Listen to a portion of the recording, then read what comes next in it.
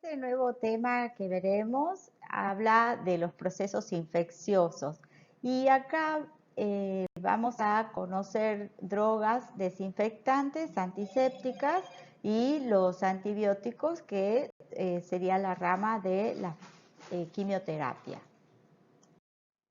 Antes que nada, tenemos que tener claras ciertas definiciones. Se denominan procesos infecciosos a las enfermedades producidas por agentes patógenos vivos. Las bacterias pueden destruirse por agentes físicos como calor, luz o rayos ultravioletas, también los virus, o también pueden destruirse por agentes químicos como los antisépticos. Teniendo en cuenta que un desinfectante es una sustancia que destruye los microorganismos dañinos, al igual que los antisépticos, se deben distinguir unos de otros en cuanto a que el desinfectante es un término que se aplica a las sustancias utilizadas sobre objetos inanimados, o sea, una mesa, una camilla, una mesita de comer. Mientras que el antiséptico vuelve inocuos a los microorganismos, matándolos o impidiendo su crecimiento, pero el término se aplica a tejidos vivos, por ejemplo, a una herida. También tenemos que distinguir otros términos que son SIDA y estático. SIDA es que mata, un homicida mata personas. Un estático es algo que detiene el crecimiento. Y así, un germicida es toda sustancia que mata a los microorganismos. El término generalmente se emplea como sinónimo de bactericida, aunque bactericida se refiere a sustancias.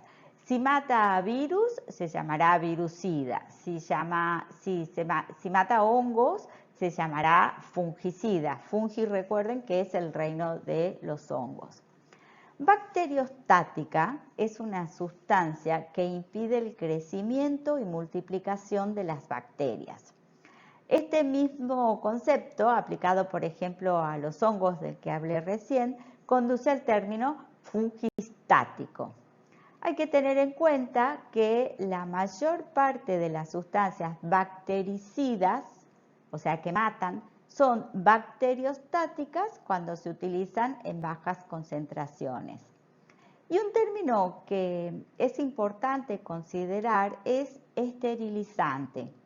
Esterilizante es toda sustancia o mecanismo que puede ser también rayos ultravioletas, peróxido de hidrógeno en plasma, óxidos de etileno, el calor de la estufa, al calor de 180 grados, estos agentes son los que pueden eliminar como definición el 99,9% de los microorganismos, en donde están incluidas las esporas que en los términos anteriores no se consideraban.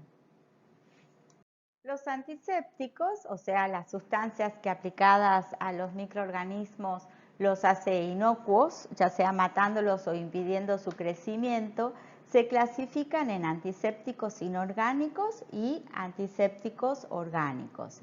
Dentro de los antisépticos inorgánicos se encuentran los halogenados, como el yodo, el cloro y los derivados, los oxidantes, los metales pesados, como los compuestos de magnesio, plata, zinc y cobre, y ácidos inorgánicos, como el ácido bórico.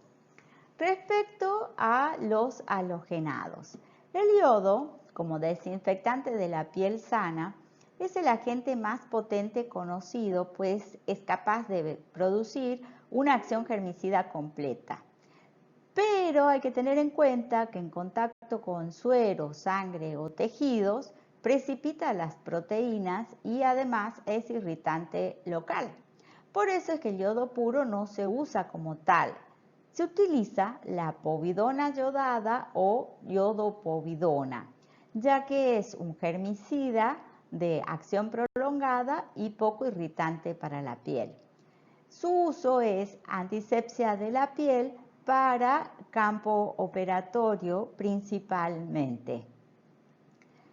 La povidona yodada o yodopovidona se presenta en solución acuosa y en solución jabonosa. La solución jabonosa se utiliza en el baño del paciente prequirúrgico. Respecto a los oxidantes, su representante es el peróxido de hidrógeno, conocido como agua oxigenada. Es un antiséptico oxidante no muy potente como en cuanto a su acción germicida. ¿Cómo actúa? Mientras libera oxígeno, porque la forma de peróxido de hidrógeno, o sea, dos moléculas de oxígeno, es inestable. Entonces tiende a transformarse en la forma más estable, que es el agua, o sea, el H2O. En vez de H2O2, H2O. Entonces, ese oxígeno que sobra se libera. Se libera de forma desigual sobre las bacterias. O sea que cuando se aplica a los tejidos, sus efectos son breves. Este oxígeno liberado forma burbujas. Entonces, produce efectos mecánicos de limpieza de restos de tejidos. ¿Cómo? Dentro de esa burbuja de oxígeno que se libera, se encierran las partículas contaminantes. También se utiliza el peróxido de hidrógeno para despegar las gasas de las heridas. ¿Cómo? Se embebe un apósito o un poco de gasa, se lo deja sobre el material que queremos retirar y esto lo afloja para que cuando se saque no se escinda, o sea, escindir es liberar restos de tejidos en el material de curación. Dentro de los metales pesados, que son los compuestos de magnesio, plata, zinc y cobre, el que más se utiliza es el nitrato de plata. Respecto al cobre, se lo usa en una solución que se llama agua de Alibur, que es muy buen agente antiséptico. Volviendo al nitrato de plata, la plata tiene una acción coagulante de las proteínas, o sea que puede producir trombos. También la plata puede ser irritante, astringente y hasta cáustica según la concentración en que se la utilice. ¿En dónde se lo encontramos más? En la prevención de la oftalmía del recién nacido, que nace por canal de parto, debida generalmente a la infección gonocócica que pudiese tener la madre. ¿Y cómo se utiliza? Se prepara una solución oftálmica, o sea, para los ojos, de nitrato de plata al 1%, y se instila una gota en cada saco conjuntival. Se deja que transcurra entre 50 y 60 segundos y se lava inmediatamente con solución salina isotónica, o sea, solución de cloruro de sodio, para que se precipite el nitrato de plata y así se detenga la acción irritante, porque si no lo retiro puede llegar a tener una acción cáustica y dejarme ciego al recién nacido. El último grupo de los antisépticos inorgánicos, en el último grupo de los antisépticos inorgánicos tenemos como representante al ácido bórico, que no se utiliza mucho, aunque sí de manera casera. Ahora veamos el grupo de los antisépticos orgánicos. Entre ellos están los alcoholes, aldehídos, fenoles, ácidos orgánicos, detergentes aniónicos y catiónicos, aceites esenciales y derivados, colorantes antisépticos y los nitrofuranos. Comencemos con el alcohol. El alcohol etílico, que también se llama etanol, extermina las bacterias. Tiene poca acción sobre los virus. Por ejemplo, el virus de la hepatitis es resistente. ¿Y cuál es la concentración óptima de uso? Al 70% en volumen tiene una concentración bactericida. Es decir, 7 partes de alcohol y 3 partes de agua. Esta acción bactericida con un alcohol puro de 96 grados no se consigue, no tiene sentido usarla. Hay que tener en cuenta también que las preparaciones de alcohol 70 grados no duran demasiado tiempo, o sea que deben ser preparadas de manera diaria, puesto que la humedad ambiente condensa y entonces la concentración efectiva de alcohol disminuye, por lo que pierde así su poder antiséptico o desinfectante. Se usa para desinfectar superficies inertes, ropa, y también se usa como antiséptico en la punción venosa y para la antisepsia de las manos o de pequeñas heridas superficiales. El alcohol no es un agente esterilizante, por lo que no esteriliza instrumentos de cirugías ni tampoco jeringas, porque no actúa sobre las esporas.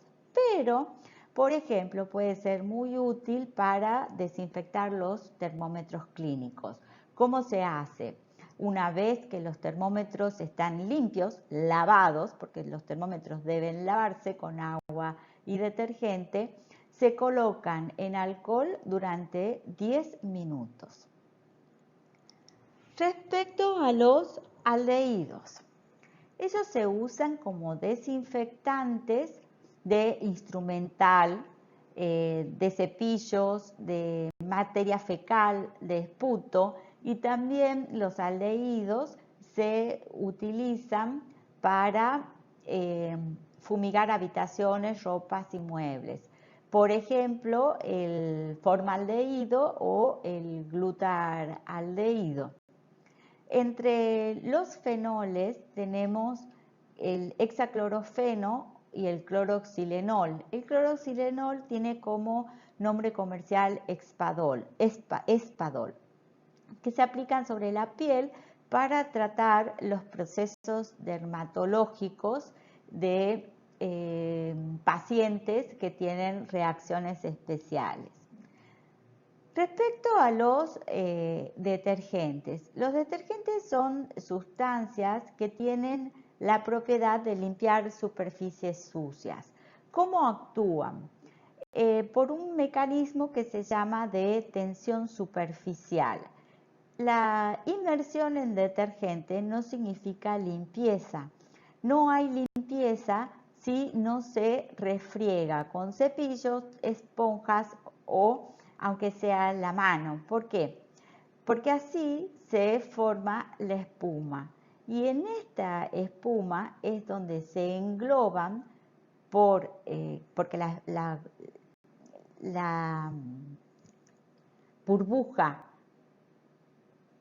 se mantiene como burbuja debido a este fenómeno de tensión superficial. Entonces, dentro de esta burbuja se engloba toda la materia que esté contaminando, suciedad o incluidas las bacterias, y son eliminadas recién con el enjuague, que debe ser perfecto. El enjuague arrastra toda la suciedad que han retirado los detergentes. Entre los aceites esenciales y derivados encontramos el mentol. se utiliza para heridas, sobre todo de quemaduras. También hay colorantes antisépticos que tienen muy poco uso, pero en algunos tipos de herida hay médicos que los prescriben. Y dentro de los antisépticos orgánicos también encontramos a la nitrofurazona, muy efectivo en heridas de quemados. Hay un grupo especial de agentes que van a utilizar, que son los fungicidas. Se utilizan para dermatomicosis, dermatofitosis, que son afecciones que producen los hongos muy frecuentes, y también en hongos que ingresan al organismo y contaminan órganos que son fundamentales. Muchas veces, por ejemplo, contaminan el cerebro porque los hongos tienen la capacidad de penetrar hasta allí. Entre los fármacos que nosotros podemos usar, podemos elegir la opción de utilizar un fungicida, o sea, un medicamento o una droga que elimine, que mate el hongo, o un fungistático que inhiba el crecimiento de ese hongo. Y esto va a depender de la dosis que se utilice. Generalmente, dosis altas son fungicidas y dosis menores fungistáticas. Los compuestos que hoy más se utilizan son los derivados del imidazol, como por ejemplo el clotrimazol, el micomazol, el ketoconazol, el timidazol, entre otros. Estos compuestos derivados del imidazol tienen acción sobre distintas especies de hongos y son muy usados en candidiasis y tricomoniasis.